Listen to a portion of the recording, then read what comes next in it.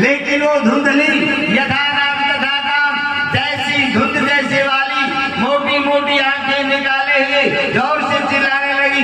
कहाँ चले गए थे? मर गए थे कहीं जाकर के? बिना कहे ऊँट की तरह मुंह उठाते हो चले जाते हो। घर में कोई है या नहीं है तुम्हें क्या पता? कोई समझदारी है?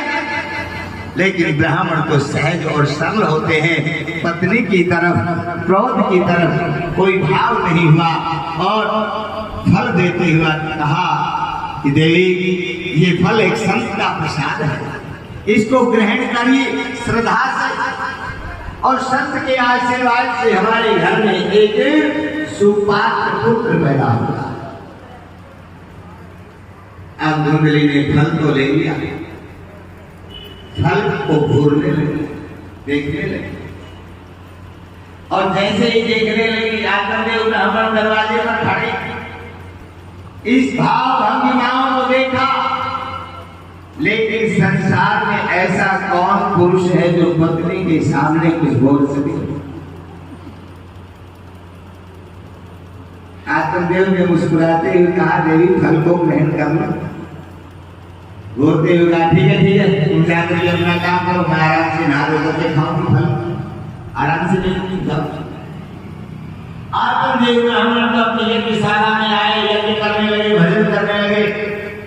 धुंधली इस फल को निहारती है, देखती है और मन में विचार करती है कि ये फल खाऊंगी, मुझे गर्भ धारण करना पड़ेगा, गर्भ धारण करूंगी, अनेक व्यवस्था मैंने बनानी पड़ेगी।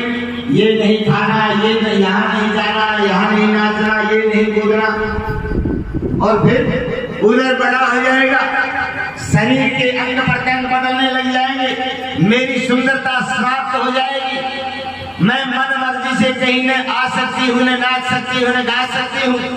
और धुंधली ने सोचा मैंने सुना है देवियों से कि प्रसव पीड़ा का समय तो ऐसा होता है कि मानो मृत्यु को समीप, मृत्यु को छू करके निकलना पड़ता है।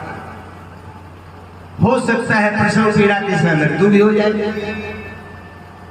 अब ये सोचते सोचते उस फल के अंदर मानो धुंधली को अपना काल दिखाई देने लगा और ऐसा सोच करके उस फल को एक कोने में फेंक दिया। रे दुष्ट, ऐसे फल का भी क्या खाना जिसमें सभी दुर्गुण भरे हो, गुण एक भी नहीं। अब उदास हो गया। तब तक जो है धुंधली की बहन वहां पर मिलने के लिए आई